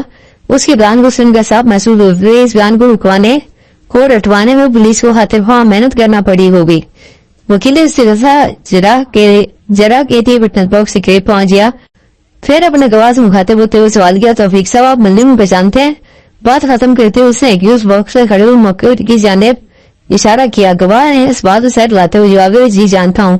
پھر تو آپ کو یہ بتاؤ مندی ملک سے باہر کہیں ملازمت کرتا ہے. وکیل استغاثہ نے جواب نہیں جرا کے سلسلے آگے بڑھاتے ہوئے جی یہ عراق کی کمپنی ملازم ہے. گواہ نے بتایا اور جن دنوں صاحب کی قتل ہوا ہے چھٹی میں پاکستان آیا ہوا تھا بلکہ آیا ہوا ہے کیونکہ اس کیس کی وجہ سے اس کی چھٹی کو زیادہ لمبی ہوگی ہے. حالانکہ وکیل استغاثہ نے تنظیم انداز میں گرا لگائی یہ بیچارہ صرف 1 ماہ کی چھٹی لے کر یہاں آیا تھا.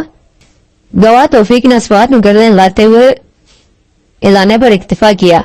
اگر یہ درست ہے کہ ملزم جب سے پاکستان آیا تھا ہر دوسرے تیسرے دن آپ کے صاحب مقبول شاہ سے ملنے آیا تھا. وکیل استغاثہ نے خاص دعویے سے سوال کیا اور مقتول کے علیہ اس کی آمد سے بہت چڑھتی تھی. جی ہاں یہ سچ ہے. کیوں چڑھتی تھی مقتول کی بیوی؟ وکیل استغاثہ نے کافی زور دے کر پوچھا. اس راز کے بارے میں کچھ پتا ہے؟ نہیں جناب. وہ نبی سے گردن لاتے ہوئے بولا باوجود کوشش کے بھی میں یہ راز نہیں جان سکا تھا. حالانکہ میں نے کئی بار سوچا بھی کہ اس سلسلے میں نازک بیوی سے بات کروں لیکن پھر میری ہمت نہ ہوئی اور واقعہ پیش آ گیا. کیا محسوس ہوتا تھا آپ کو؟ وکیل استغاثہ نے ٹرولنے والے انداز میں کہا.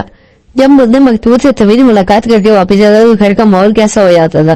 نہایت ہی کشیدہ جناب. وہ گہری سنجیدگی سے بولا اس راز صاحب جی اور نازش بی بی میں لڑائی ضرور ہوتی تھی اور آپ سمجھتے ہیں فساد کا سبب یہی شخص تھا.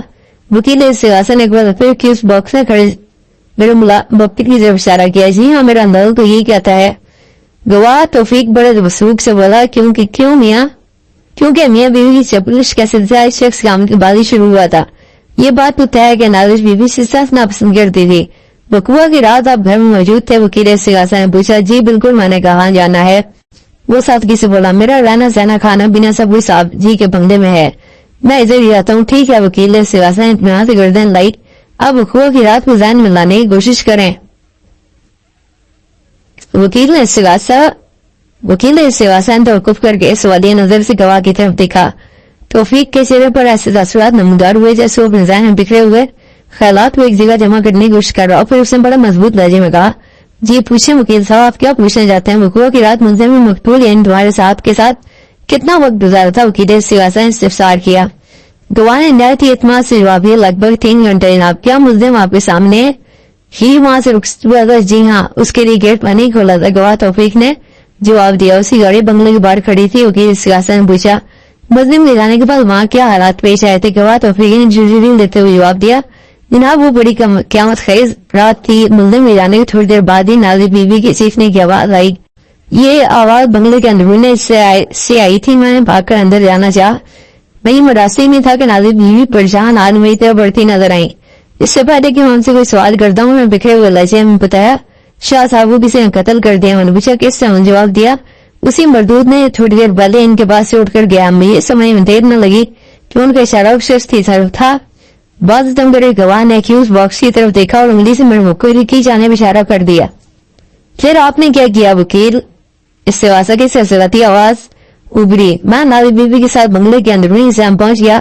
وہ ایک گہری سانس خارج کرتے ہوئے بولا. جب ہم صاحب بیڈ روم پہنچے تو میں نے بیڈ روم پر خون میں لت پت پڑے ہوئے دیکھا. بات کے اختتام پر استغاثہ کی گواہ نے ایک مرتبہ پھر چوری لی. وکیل استغاثہ نے سوال کیا. پھر کیا ہوا تھا؟ پھر تھی وہ تھوک نکلتے ہوئے بولا. نازی بیوی نے فوراً پولیس کو فون کر کے صاحب جی کے قتل کے بارے میں بتا دیا. पुलिस आई, उन्होंने बंगले पर जरूरी कार्रवाई की। फिर नाजिर बीबी की निशानदेही पर मुल्जिम को घर से गिरफ्तार कर लिया गया। अब ये यहाँ खड़ा है। वकील इस्तिगासा ने मजीद एक सवाल के बाद जेरा खत्म कर दी। मैं अपनी बारी पर जज से इजाजत हासिल करके विटनेस बॉक्स के करीब पहुंची और गवाह की आंखों में देखते हुए सवाल किया, तौफीक साहब, आप मुल्तुल के बंगले पर काम करते हुए कितना अरसा हुआ है? तकरीबन 5 साल जनाब। उसने ठहरे हुए लहजे में जवाब दिया। फिर तो मुल्जिम आपके लिए अजनबी नहीं होगा। मैंने कहा, मेरी मालूमात के मुताबिक मुल्जिम और मुल्तुल की दोस्ती की उम्र 10 साल से ज्यादा है। आप ठीक कह रहे हैं वकील साहब। उस बात में गर्दन लाते हुए बोला, इराक जान से पहले भी ये कभी कभार साहब जी से मिलने बंगले पर आया करता था। अभी थोड़ी देर पहले वकील इस्तिगासा के सवाल के जवाब में आपने बताया है कि मकतूल मुल्जिम साथ नापसंद करती थी, वो मुल्जिम चिढ़ती थी और मुल्जिम जब भी मकतूल के मुलाकात करके वापस जाता था मियां बीवी में शदीद तरीन झगड़ा भी हुआ करता था। मैंने लम्हाती तवक्कुफ करके सारी गहरी सांस ली, फिर इजाफा करते हुए कहा, आपने इन ख्यालात का इज़हार किया है कि नाजिर बीबी और मकतूल के बीच चपरिश का सिलसिला मुल्जिम की आमद के बाद ही शुरू हुआ था। उसने मुझसे जवाब दिया, जी यही बात है। मैंने उसे अपनी जगह की हल्के में लाकर उसकी जबान से अहम बातें बुलवाने की कोशिश जारी रखते हुए पूछा, तौफीक साहब, मुल्जिम पिछले 3 साल से इराक में मुलाजिमत कर रहा था। ये हर साल एक माह की छुट्टी लेकर पाकिस्तान आता रहा है और जाहिर है इस एक माह के अंदर इसकी मकतूल मकबूल शाह से मुलाकात होती होगी। क्या पहले जब मुल्जिम मकतूल से मिलने बंगले पर आता था नाजिर बीबी को अच्छा लगता था? वो नजरों में देखते हुए बोला, मैं समझा नहीं जनाब। मेरा मतलब ये है कि मैंने वजाहत करते हुए बताया, आपके बयान के मुताबिक नाजिर बीबी मुल्जिम से शदीद नफरत करती थी और उसके आंख पर चिढ़ती थी। क्या पहले भी नाजिर बीबी का ये रवैया होता था? मैंने दानिस्ता जुमला दूरा छोड़ दिया, जल्दी से बोला, जनाब पहले तो इस बात का सवाल ही पैदा नहीं होता था। सवाल ही नहीं था, ये क्या बात हुई? सब कुछ जाने के बावजूद मैंने उसमें हैरत इज़हार किया, क्या मतलब है आपका? जनाब वजाहत करते हुए मुल्जिम बोला, मुल्जिम 1 साल के बाद पाकिस्तान आया था और शाह साहब ने मौत से सिर्फ 10 माह पहले नाजिर बीवी से शादी की थी। वो पहली बार एक दूसरे के सामने आमने सामने हुए थे। इससे कब उनकी किसी चपलिश का क्या सवाल पैदा हो सकता था? वो तो ये बात है। मैंने सांस खाली करते हुए हैरान होने वाले अंदाज में पूछा, मेरे सुनने में ये भी आएगा मकतूल महफूज शाह किसी हादसे में शिकार होकर बंदिशों का हिस्सा मफरूज कर बैठा था। क्या आपके साहब ने नाजिर बीवी से शादी इस हादसे की बात की थी? नहीं जनाब। वो नफी में गर्दन लाते हुए बोला, ये हादसा तो शादी के 7-8 माह बाद पेश आया, जब से उनकी जिंदगी बिस्तर के ऊपर रह गई थी। कभी कभी वो व्हील चेयर पर बैठे हुए के अंदर थोड़ा चल फिर लेते। तौफीक साहब, मैंने जरा के सिलसिले को समेटते हुए कहा, वकील इस्तिगासा के एक सवाल के जवाब में आपने बताया है कि मकबूबा की रात मुल्जिम ने लगभग 3 घंटे मकबूल के बेडरूम में गुजारे थे और जब वो वहां से जाने लगा तो आपने उसके लिए बंगले का दरवाजा खोला था। जी मैंने ये बताया है, उसने जवाब दिया। आपने ये भी कहा कि मुल्जिम गाड़ी बंगले के बाहर खड़ी थी। मैंने उसी आंखों में देखते हुए सवाल किया, क्या मुल्जिम को आपने अपनी आंखों से गाड़ी में बैठकर वहां से रवाना होते देखा था? नहीं जनाब। वो गर्दन में नफी में हरकत देते हुए क्या बोला, मैंने इसके बाहर निकलते ही गेट बंद कर दिया था। यानी आप वसूब से नहीं बता सकते मुल्जिम का वो अपनी गाड़ी में सवार हुआ और किस समय में रवाना हुआ? नहीं जनाब, मुझे इस बारे में कोई खबर नहीं हुई। उससे मुझे देखने लगा। मैंने पूछा, मुल्जिम इजाजत से रुख तो नहीं? कितनी देर बाद आपने नाजिश बीबी को चीखते चिल्लाते सुना था? यही कुछ 5 मिनट वजैन पर जोर देते हुए बोला, या ज्यादा 10 मिनट। अच्छी तरह सोच कर बताया। मैंने एक लफ्ज पर जोर देते हुए पूछा, वकुआ के रोज बंगले पर कौन कौन मौजूद था? मकबूल साहब थे, नाजिर बीबी थी, मैं था, मुल्जिम था। वो फर्जन तस्करा करते हुए बोला, और कौन था? और फैसल साहब थे। कौन फैसल साहब? एक मरतबा फिर मैं अनजान बन गया, हालांकि अकबर मुझे बता चुका था कि फैसल नाजिश का कदम था। वकुआ के रोज जब अकबर वहां से रुखसे हुई तो वैसे नाजिर फैसल को ड्राइंग रूम में बैठे बातें करते हुए देखा था। इस्तिगासा गवाह तौफीक की तरफ जवाब आया, फैसल साहब नाजिश बीबी की कजन है। जब नाजिश साहबा ने अपने शोहर के कत्ल के बाद चीखों पुकार शुरू की तो क्या इस वक्त फैसल साहब बंगले में मौजूद थे? मैं गवाह से पूछा, नहीं जनाब, वो मुझे कहीं नजर नहीं आए थे। वो अचानक कहाँ गायब हो गए थे? मैं इस बारे में कुछ नहीं जानता। आपकी नाजिर बीबी तो जरूर जानती होंगी, ये आप उन्हीं से पूछे। वो रुखे अंदाज में बोला। मैंने जज की देखा हुआ जिला के चलते हुए मकबूफ करते हुए आवाज बुलंद कहा, मुझे और कुछ नहीं पूछना जनाब आदि। मकतूल के घरेलू मुलाजिम तौफीक की गवाही के बाद इस्तिगासा के यहाँ से मजीद 2 गवाह भुगताए गए, लेकिन मज़कूरा गवाहों के बयानात और इजरा में कोई खास बात नहीं थी। लिहाजा मैं उनके जिक्र बोल करते हुए आगे बढ़ता हूँ। आइंदा पेशी जिक्र मुलजिम के छोटे भाई का आश्रम में तय काम मुकम्मल कर लिया है। अब इस केस की आरोपी से मुताबिक हमारे अहम मालूमात मेरे पास जमा हो चुकी थी।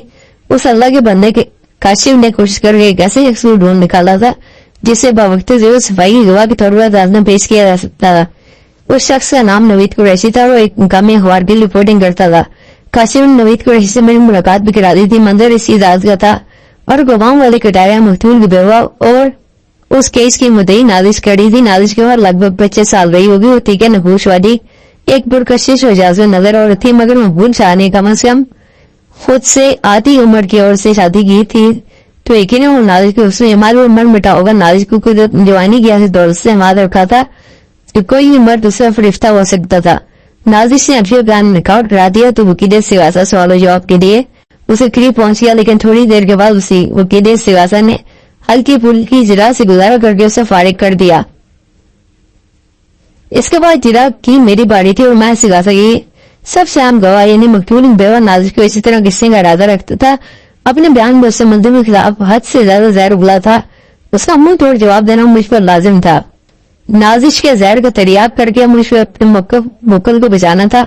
मैंने बिल्कुल मुख्तलिफ अंदाज में जिरा का आगाज करते हुए सवाल किया, नाजिश साहबा, कहा जाता है कि किसी लेडी से उसकी उम्र के बारे में सवाल नहीं करना चाहिए, क्या मैं गलती करने की इजाजत कर सकता हूँ? उसने घूर कर मुझे देखा और बोली, अगले माह 25 साल की हो जाऊंगी, बस या और कुछ? मकतूल की शादी आपके साथ ही फैसला था। ऑब्जेक्शन योर ऑनर वकील सियासत ने बावादी बुलंद का इस अदालत में मकबूल शाह मर्डर केस समात हो रही है। मेरे फादर दोस्त सियासत की मौजूद गवाह की निजी जिंदगी के बारे में गैर मुतल्लिका सवालात करके अदालत का कीमती वक्त बर्बाद करने की कोशिश कर रहे हैं। जाई ने सवाली नजर मेरी तरफ देखा और पूछा, बेग साहब, मकतूल की बेवा की शादी वाला मामला इस केस से कोई ताल्लुक रखता है?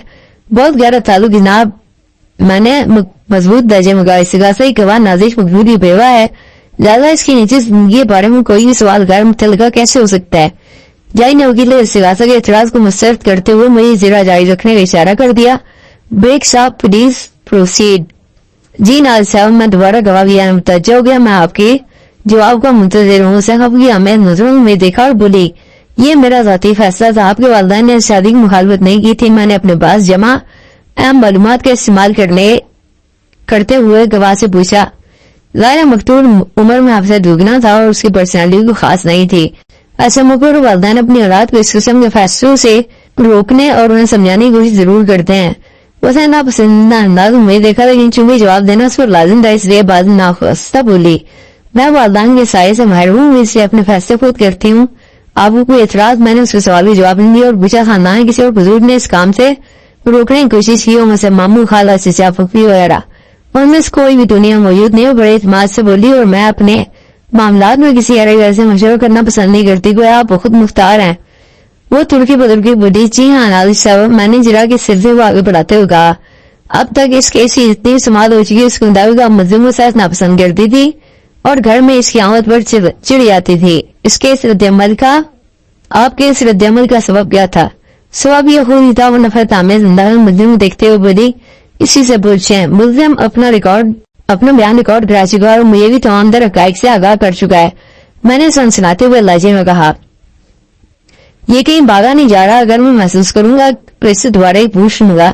फिलहाल मैंने लम्हाती तवक्कुफ करके गहरी सांस ली, फिर इजाफा करते हुए कहा, फिलहाल मैं आपसे जो पूछ रहा हूँ उसका जवाब दें। चंद लम्हात तक वो मुज़ब्ज़ब रहने के बाद जहरीले लहजे में बोली, मुल्जिम इंतहाई बदनीयत और उबाश किस्म का शख्स है। मुझे इस बात पर सख्त अफसोस था कि मेरे शोर से अपना दोस्त कहता था। वैसे खिलाफ कोई बात सुनने को तैयार नहीं था और ये जब भी मकबूल से मिलने आता था उसे जाने के बाद हमारे दरमियान खासा संगीन झगड़ा हुआ करता था।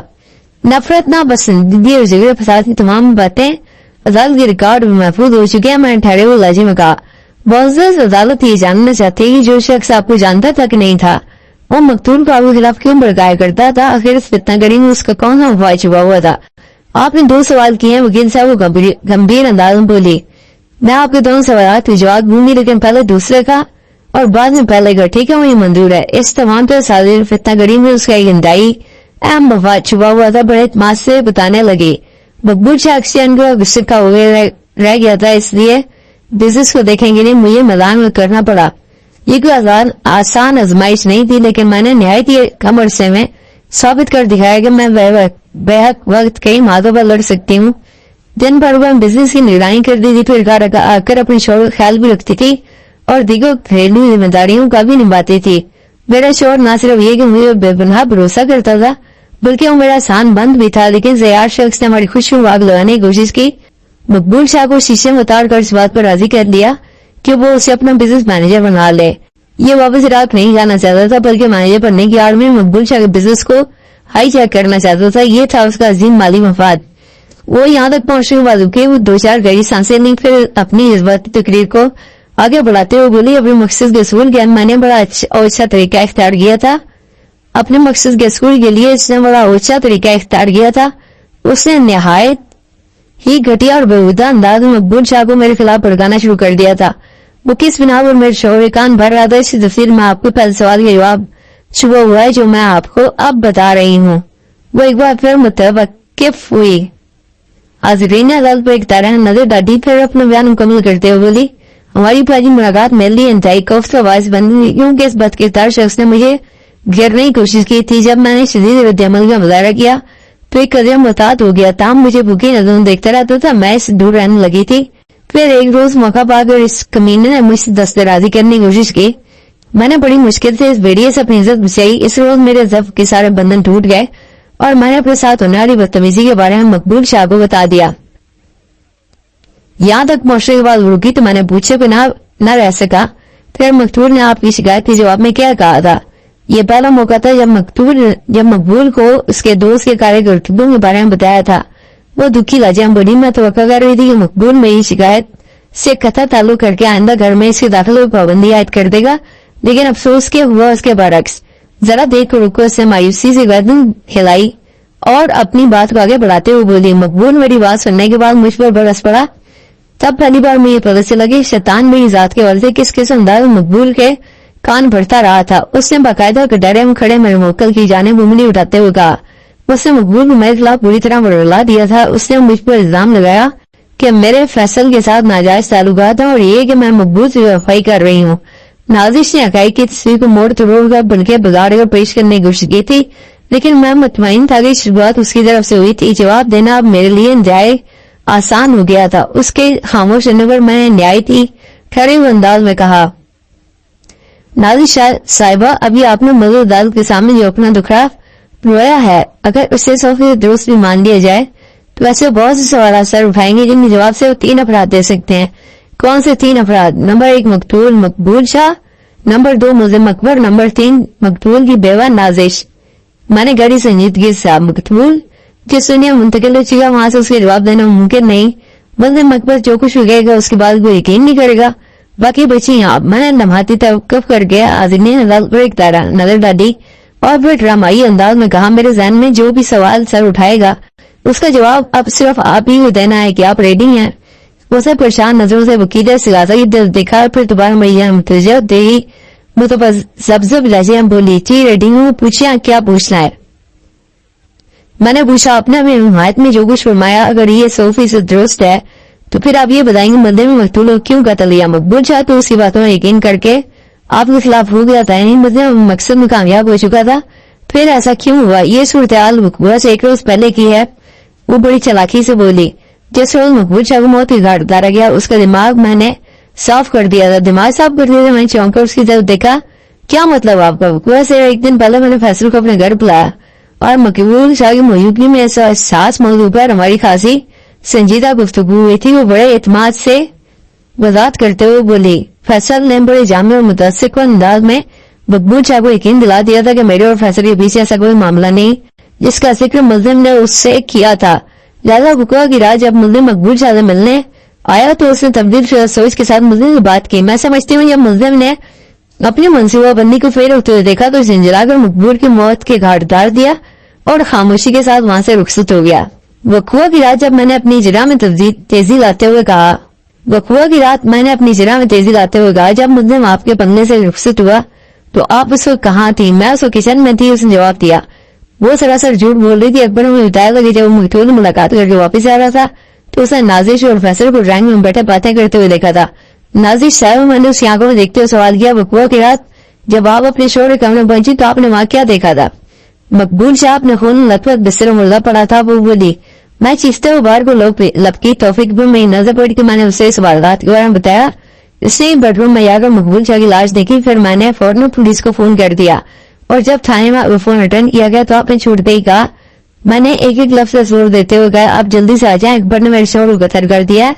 मैं लम्हाती तवक्कुफ करके सवालिया अंदाज उसे देखा और पूछा, ये वास्ते ना आपके? जी मैंने यही कहा था। ताई अंदाज में गर्दन लाते हुए बोली, नाज़िर साहबा, मैंने तंदी राजी में इस्तिफसार किया, अपने शोहर को खून में लथपथ देखकर किस चीज से आपको यकीन हो गया था ये कत्ल मुद्दम अकबर ही ने किया है? जाहिर है उसके सिवा किसी और का काम नहीं हो सकता था। बुरा सा मुंह बनाते हुए बोली, मैं यह घरेलू मुलाजिम तौफीक मकबूल शाह को कत्ल करने से रहे। आप दोनों के अलावा तो एक बंगला मौजूद था। मैंने उसकी आंखों में आंखें डालते होगा और वो मुल्जिम अकबर की बात नहीं कर रहा। फिर आप किसकी बात कर रहे हो? बुरी तरह उसके मुझे देखने लगी। फैसल मैंने ड्रामाई अंदाज में कहा, मैं आपको करने की बात कर रहा हूँ नाज़िर साहबा। वो उसने हमारे घर आया जरूर था, बाद उसे संभालते हुए बोली, लेकिन फिर वापस चला गया था। कब आया था और कब वापस गया था? मैंने तेज आवाज में इस्तिफसार किया। वो चंद में सोचने के बाद बोली, जब तक मैं जहां तक मेरी याद पड़ता है 8 बजे बंगले पर पहुंचा था और 8:30 बजे वापस चला गया था। जब उसको पता चला कि मुल्जिम अंदर मकबूल शाह बेडरूम मौजूद है तो उसने ज्यादा देर रुकना मुनासिब न समझा और दोबारा आने को कहकर वापस चला गया। ये भी वो सरियान झूठ बोल रही थी क्योंकि अकबर की वापसी रात 9:30 बजे हुई थी और जब वो मकबूल के बंगले से रुखसत हुआ तो नाज़िर अपने कजन फैसल के साथ ड्राइंग रूम में बैठी बातें कर रही थी। उसने दानिशा हुआ कि वो फैसल की जाए हुए से गैर हाजिरी को दायर करने की कोशिश की थी और नाज़िर की इसी बात में खतरनाक हद तक इशार कर दिया था। फैसल के हवाले से मेरे पास जो मालूमात थी वो सली बख्श नहीं थी, यानी उसकी जात मेरी नजर में काबिल भरोसा नहीं थी और नाज़िर की अवहादियत रवैये ने मुझे और भी चौकन्ना कर दिया था। मैंने कुरेदने वाले अंदाज में पूछा, नाज़िर साहबा, थोड़ी देर पहले आपने मेरे एक सवाल के जवाब बताया था कि आप खुद मुख्तार हैं, आपके सर पर वालदैन का साया मौजूद नहीं, खानदान का कोई दीगर बुजुर्ग मसलन चाचा ताया मामू खालू खाला फूफी वगैरह बाकी नहीं है। मैं जानना चाहता हूँ और मेरे तवज्जो से मुझसे अदालत भी जानने की मुश्ताक है कि फैसल आपको किस किस्म का कजन है? क्या कानून किताब में कजन की मुख्तलिफ इस्लाम होती है? मुंह बिगाड़ कर बोले। इस सवाल में हैरत अंगेज तंज लगता था। जी हाँ, मैंने बड़ी शिद्दत से इस बात में गर्दन लाई। कानून की किताबों में तो नहीं, अलबत्ता माशरती रवायात में कजन की 3 इकसाम पाई जाती है। मसलन खुशमगी अंदाज में मुझे देखते हुए बोली, मसला मैंने मजे ले लेकर बताया, first cousin, second cousin, third cousin. First और सेकंड कजन के बारे में सुनाया हूँ मुतसाफाना अंदाज में बोली, ये थर्ड कजन क्या बुलाया? उसने दुरुस्त फरमाया। आपने दुरुस्त फरमाया नाज़िर साहबा। मैंने गहरा तंज किया, ये थर्ड कजन वाकई किसी बला से कम नहीं होता। ये चोर रिश्तों को बड़ी आसानी छुपाने का काम आता है और किसी को बताना भी जरूरी नहीं होता कि वो फर्स्ट कजन है या सेकंड कजन। बस कजन कह देना ही काफी होता है। जैसे कि आपने फैसल के बारे में कहा। वो तिल मिलाकर रह गई और इमदाद तरफ नजर से वकील की तरफ देखा और बेचारा खासी देर खामोश तमाशाई बने खड़ा था। फौरन खुदाई फौजदार बना कर लपका। अब यकसे की तरफ देखते हुए चीख से मुशाबा अंदाज में बोला, मेरे फाजिल दोस्त इस बात से मदद गवाह की तौहीन कर रहे हैं। मसला मैंने नाज़िर साहबा की क्या तौहीन की है? मैंने सवाल नाज़िर से वकील की तरफ देखा। आपने पहले थर्ड कजन की तारीफ बयान करते हुए गाया कि चोर रिश्तों में छुपाने काम आता है। वो जारहाना अंदाज में वजाहत करते हुए बोला और बाद में गवाह के कजन फैसल को इसी नौयत का कजन करार देकर अब मौजूद गवाह पर कीचड़ उछालने की कोशिश की है। चाहिए मैं बहाम पैसे तकरार करते देखा तो मुझसे मुखातिब होकर कहा, बेग साहब, आप थर्ड कजन के टॉपिक को एक तरफ रखकर पिंजरा को जारी रखें। जज की इस हिदायत पर वकील नजर से मुझे देखा जैसे वो बहुत बड़ा मैदान मार लिया हो। मैंने उसे नजरअंदाज करके नाज़िर की तरफ मुतवज्जह हो गया। नाज़िर साहबा, आपके कजन फैसल क्या करते हैं? वो गाड़ियों खरीदो फरोख्त का काम करता है, यानी कार शोरूम। यही समझना फैसल साहब की रिहाइश कहाँ है? सोसाइटी में, कराची में एक दर्जन ज्यादा सोसाइटी है। मैंने गहरी संजीदगी से कहा, सोसाइटी के नाम बेहतर होगा सोसाइटी ऑफिस। मैंने विदायत मजाक कह दिया। ओह, तो आप फैसल के पास कोई बाकायदा रिहाइश नहीं है, बल्कि वो किसी सोसाइटी के ऑफिस में रहते हैं। मैंने सोसाइटी ऑफिस कहा है, सोसाइटी का ऑफिस नहीं। वो सुलगती हुए लजम बोली, आप किस किस्म को गिरे क्या? ये नहीं पता सोसाइटी ऑफिस कराची का रिहायशी इलाका है। इस मालूमात अफजाई के लिए मैं तहे दिल से आपका शुक्रगुजार हूँ। मैंने गर्दन की खफीफ जंबिश के साथ कहा, आप ये भी बता दें कि क्या फैसल शादीशुदा है? जी हाँ। वो गहरी सांस खारिज करते हुए बोली। मैंने उसकी आंखों में झांकते हुए कहा, नाज़िर साहबा, आपका कजन फैसल शादीशुदा है, उसकी रिहाइश सोसाइटी ऑफिस इलाके में है। वो कारों को शोरूम चलाता है क्या? मैं दुरुस्त कह रहा हूँ। जी हाँ, उसने जवाब दिया। मैं वो सुगन जज की तरफ मुड़ते हुए कहा, जनाब प्यारी, मकतूल की बेवा से कोई और सवाल नहीं करना। इसकी गवाही मुकम्मल हो चुकी है। इसके अदालती बयान को फैसल के बयान से चेक किया जाएगा। बहुत अदालत ने मेरी दरखास्त है कि आइंदा पेशी में फैसल की अदालत में मौजूदगी को यकीनी बनाया जाए। That's all your honour. जज ने वकील इस से पूछा, क्या मिस्टर फैसल का नाम इस से गवाहों के फैसले शामिल है? यस सर, उसने इस बात में जवाब दिया। मिस्टर फैसल सियासा के आखिरी गवाह हैं। जज ने वकील सियासा को हिदायत की कि आइंदा पेशी में फैसल को अदालत में जरूर पेश किया जाए। फिर उस रोज बाद की तारीख देकर अदालत बर्खास्त करने का ऐलान कर दिया। The court is adjourn. Faisal की उम्र 25-30 से दरमियान रही होगी। वो दराज का मजबूत बदन का मालिक था। उसे सच बोलने का उठाने के बाद अपना बयान रिकॉर्ड कराया। नाज़िर ने फैसल के बाद जितनी मालूमात फराहम की थी, ये बयान उसकी मुकम्मल अक्कासी करता था। वकील सियासा ने रस्मी सी जिरा के पास से फारिग कर दिया तो मैं अपनी बारी में जज से इजाजत हासिल करके वेटिंग बॉक्स के पहुंच गया और इब्तिदा ही आड़े हाथों से की, मिस्टर फैसल, क्या मकतूल की बेगम मैडम नाज़िर शाहपा की आपकी कजन है? जी, वो बुखलाई। आपको भी शक वक्त का फैसला पर छोड़ने मैंने खास जारियाना अंदाज में कहा, ये बताएं आप दोनों कजन में से कौन ज्यादा बड़ा झूठा है? क्या मतलब आपको? मेरे वार को बर्दाश्त नहीं कर पाया। सवाल नहीं करें, सिर्फ जवाब दे। मैंने उसे डांट बुलाई। वकील सियासा ने एहतजाजी अंदाज में कहा, ये सख्त एतराज है जनाब आईडी, मेरे बादल दोस्त किस किस्म की जिरा कर रहे हैं? देख साहब, जज मुझसे मुस्तफसिर हुआ, क्या आपके सवाल का ज़ेर समात केस से कोई ताल्लुक है? बहुत गहरा ताल्लुक है जनाब आला। मैंने मुस्तहकम लहजे का आई हूँ अदालत के सामने। दूध का दूध और पानी का पानी अलग कर दूंगा। ठीक है, आप जरा जारी रखें। जी फादर साहब, मैं गवाह की तरफ मत हो। जब आप दोनों में से बड़ा झूठा कौन है? ना जाए मानदन ऐसी कैफियत में नजर आया तो फिर ठोक निकलते हो। बोला, मैं तो झूठा नहीं हूँ जनाब। आप फिर आपको मेरी बात दफा करना पड़ेगा। कौन सी बात? वो से मुझे तकने लगा। ये कि मैंने गई संजीज का आपकी भी शादी नहीं हुई। आप एक आला दर्जे के मोटर मैकेनिक हैं और पीआईबी गार्डनी के क्वार्टर में रहते हैं। वो गड़बड़ा कर रह गया।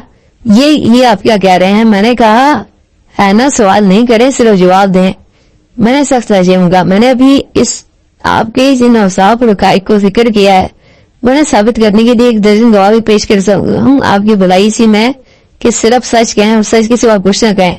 जब आपको सब कुछ पता मुझसे क्यों पूछ रहा हूँ? ये होते हुए बोला, इसलिए पूछ रहा हूँ कि आपके नाम निहात कलनी दरोगोई का साबित किया जा सके। मैंने जहरील लहजे में वो मज़ेदार के रूबरू पिछली पेशियां बता चुकी हैं कि आपको कारों का शोरूम है, आप सोसाइटी ऑफिस के इलाके में रहते हैं और आप शादीशुदा हैं। ये मेरे मुस्तकबिल की ख्वाहिशात हैं जो नाज़िर ने बयान की। वो बात को संभालते हुए बोला, एक दोस्त का ऐसा खैर ख्वाह तो होना ही चाहिए। बहुत खूब, मैंने सिलाइया अंदाज में कहा। ये तो गोया नाज़िर आपकी कजन नहीं बल्कि मैं दोस्त हैं। क्या कजन दोस्ती नहीं हो सकती? उससे कमजोर आवाज में पूछा। जरूर हो सकती है, मैंने मानी खेज अंदाज में कहा। दोस्ती भी हो सकती है और शादी भी। क्या आप नाज़िर से शादी की मनसूबाबंदी कर रहे थे? क्योंकि जिन ख्वाहिशात का इज़हार कुछ देर पहले आपने किया वो नाज़िर से शादी के बाद ही पूरी हो सकती थी। पता नहीं आप कैसी बातें कर रहे हैं, वो अजीब लहजे में बोला। मैंने अपनी जिरा पढ़ते हुए कहा, क्या आप जाहिर सैन को जानते हैं? कौन जाहिर सैन? वो चौंक कर मुझे देखने लगा।